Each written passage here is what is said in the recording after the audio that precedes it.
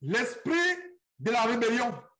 Ah, ma soeur, si tu es rebelle à ton mari, tu dois être délivré de cet esprit de rébellion. Mon frère ou ma soeur, si tu es rebelle à l'autorité, à ton patron, tu ne veux pas recevoir les ordres, tu dois être délivré de cet esprit de rébellion. Bref, la rébellion à l'autorité. Si tu es rebelle, enfant, à tes parents, il y a un esprit de rébellion qui est à l'œuvre. Il y a un esprit de rébellion. Donc, très rapidement, dans Deutéronome chapitre 31, verset 27, qu'est-ce que nous lisons?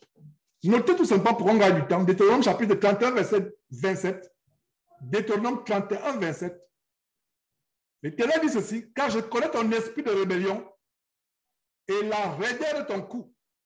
Si vous êtes rebelle comme l'Éternel, si vous êtes rebelle contre l'Éternel, pardon, si vous êtes rebelle contre l'Éternel, pendant que je suis encore vivant au milieu de vous, combien le Seigneur vient appeler à moi, ça c'est Moïse qui parle à la part du Seigneur. Il dit, je connais. Et si Moïse connaissait, qui a montré ça à Moïse? C'est Dieu. Car je connais l'esprit de rébellion et de raideur. C'est un esprit impur. C'est un esprit qui se manifeste dangereusement aujourd'hui. La rébellion. La femme est rebelle à son mari. Et je parle des chrétiens. Depuis là, je ne parle pas des gens du monde. Je ne parle pas des gens hors du corps de Christ. Je parle de nous chrétiens. La rébellion à l'autorité. La rébellion au point où vous retrouvez en train de faire des grèves, de faire des manifestations dans la rue. C'est un esprit. Nous devons nous éloigner de cet esprit-là. Demander à Dieu la délivrance de cet esprit. Il y a des femmes qui ont des problèmes de soumission. Et il y a tout un courant, un mouvement contemporain, le féminisme. Qu'est-ce qu'est le féminisme? C'est cet esprit de rébellion. Dieu a dit que la femme a pour chef l'homme, mais le monde en sait autre chose. L'esprit de rébellion amène les gens à penser que la femme peut monter sur un homme, par l'autorité sur un homme, porter le pantalon physiquement et figurativement dans le foyer. C'est un esprit de rébellion. Les enfants aujourd'hui qui se rebellent à leurs parents, dans l'Ancien Testament, un enfant qui était rebelle à son père, à sa mère, à ses parents, on l'amenait dehors, on le lapidait. Mais aujourd'hui, nous sommes dans la grâce. Nous ne pouvons plus faire de telles choses. Mais dans l'Ancien Testament, un enfant rebelle à ses parents, on le lapidait. Pourquoi? Dieu a en horreur de la rébellion. Donc, sœur, tu te rebelles à l'autorité de ton mari. C'est la mort. On a perdu une seule élément qui s'est rebellée contre l'autorité d'un berger, Martin au Cameroun. La sœur Mesmine. Ne voyage pas. Ainsi par l'Éternel, ne voyage pas. Elle s'est rebellée. Dieu a envoyé tous les signes possibles pour la protéger, pour lui épargner la mort. Le berger a dit, elle a méprisé le berger. Et il y avait l'esprit d'égarement aussi. Regardez comment ça va en dedans. Non seulement il y a eu dans le cas de cette sœur, je reviens sur elle pour vous montrer les esprits qui sont manifestés. L'esprit d'assouplissement, l'esprit d'aveuglement, l'esprit de parti. Ne plus sur le berger, aller sur une sœur qui l'a entraîné. Regardez, je reprends. Dans le cas de Mesmine, il y a l'esprit d'aveuglement, l'esprit d'assouplissement, l'esprit de parti, de division et l'esprit de rébellion. C'est pour ça que vous avez dit que cet esprit travaille en dedans. Voilà comment ça a entraîné sa mort. Les esprits ont une stratégie. Dans le cas, comme dans le cas d'Achab qu'on a vu avec le roi Achab, comment l'esprit se présente devant l'Éternel. Et l'esprit dit à Dieu la stratégie qu'il va utiliser. Point par point. Dans 1 Roi chapitre 22, à partir du verset 21, l'esprit donne à Dieu la stratégie. Les esprits sont des êtres, des entités spirituelles intelligentes, avec des stratégies, avec des stratèges, des stratagèmes. Donc l'esprit de rébellion est dangereux. Si tu as l'esprit de rébellion, ma sœur, repens-toi. Si tu as l'esprit de rébellion, mon frère, repens-toi. La rébellion à l'autorité du berger, à l'autorité de l'ancien dans l'église. La rébellion à l'autorité du patron de ton maître. La rébellion entraîne la mort. Pourquoi tu es parti là-bas? Remets-toi là où tu étais. La rébellion, s'il vous plaît. Ah. La rébellion à l'autorité. Mes frères et sœurs, la rébellion à l'autorité.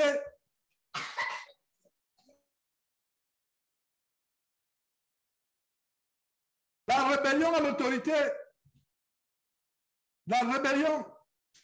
Nous devons faire attention, mes frères et sœurs, faites attention de ne pas succomber à cet esprit de rébellion. C'est un esprit. Il faut demander la rébellion, il faut demander à cet esprit de rébellion, dis, esprit de rébellion, tu sors de ma vie au nom de Jésus-Christ.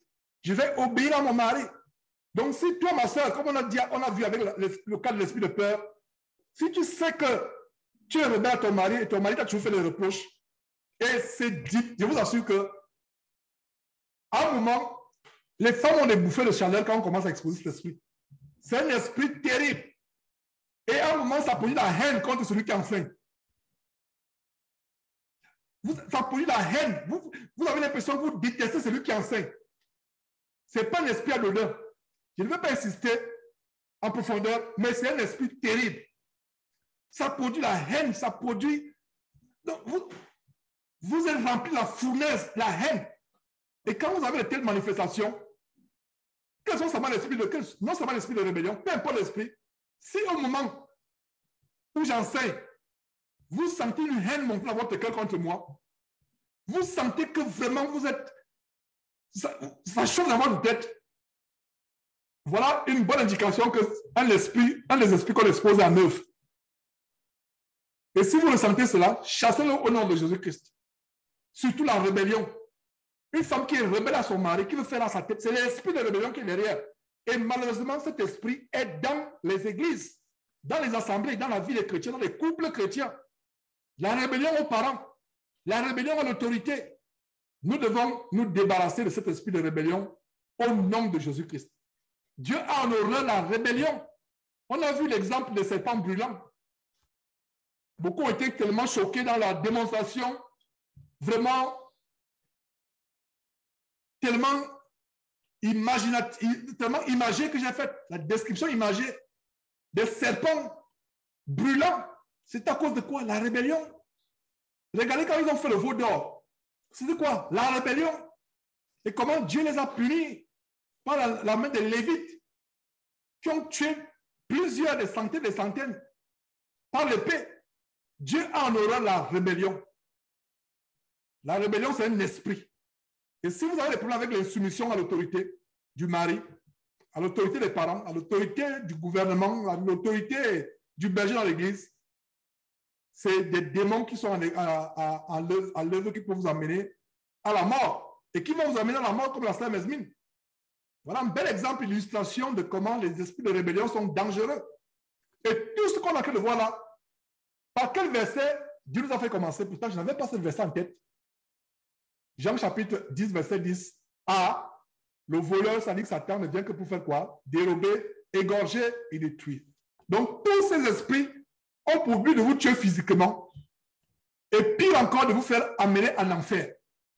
Parce qu'une chose est de mourir et de se retrouver au ciel pour l'éternité avec Dieu. Ça, ce n'est pas un problème. Mais mourir pour aller en enfer. Donc, ces esprits ont pour but de faire quoi?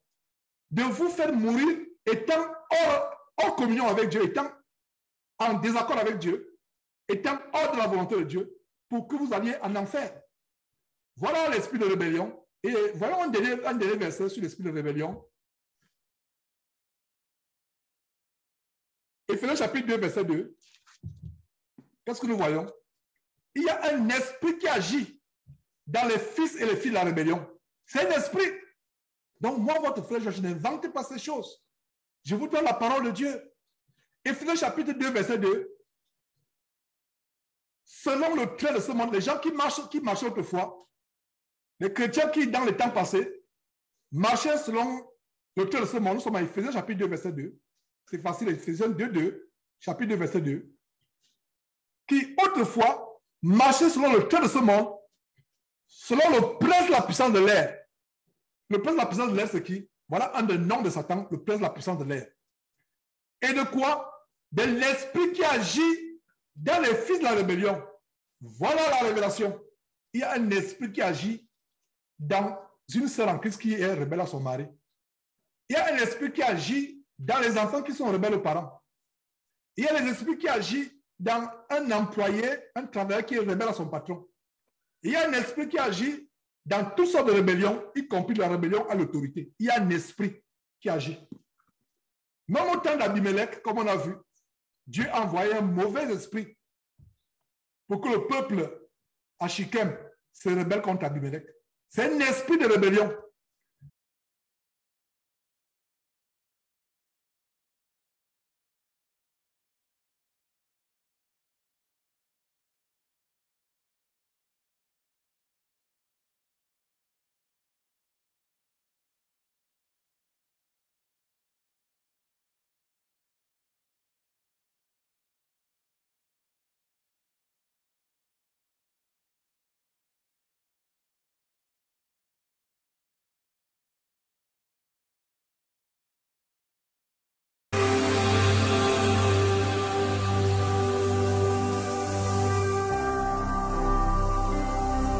Jésus-Christ TV, vous connaîtrez la vérité et la vérité vous affranchira.